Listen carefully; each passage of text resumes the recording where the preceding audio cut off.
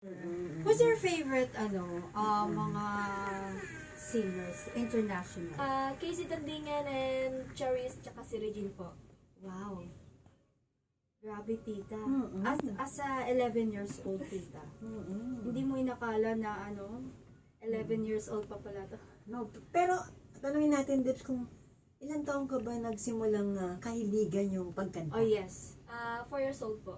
4. Ikaw ba, Debs, nung magsimula kang kumanta? 8 years old ako, tita. Siya 4, Mm-mm. di ba? Natatandaan mo yung unang songs na kinakanta mo na nung 4 years old Yeah. ka?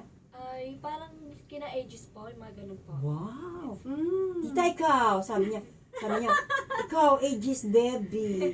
Hindi ako ages, tita. Hindi, yung mga songs. Ay, yung first song pinakanta sa akin ni mama, One Moment in Time, Ay! Whitney Houston. Napakataas O, nun. yung tita. Sampun nga. Ayoko. Ano sa ages yung song mo? Parang yung mga, kalimutan ko po yung Luha? mga- Ulan? Yes po. Luha? Ulan. Paano ba yes. yung, luha o ulan? Paano ba yung lyrics nun? Parang, may natatandaan ako, hindi ko alam kung anong title nito Tamo Debbie, sa sample lang Ayun. Akala ko ikaw ay akin. Yan. Ayun. Medyo tanda ko po kasi tagal na po eh. Oo, Kaya pero di- ang title nun ay Luha.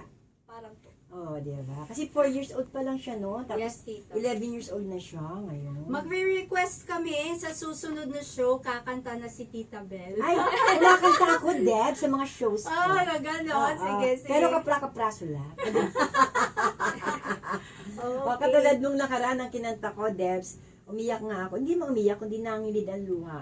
Kasi yung lyrics niya is, I have you, ang title. Alam mo yon? Kay Karen Carpenter yun. Ah, Ikaw, okay. alam mo ba yun, Sky? Hindi O, kasi bata pa Sample kayo. nga, tita, sample. Saglit. I have always been a dreamer.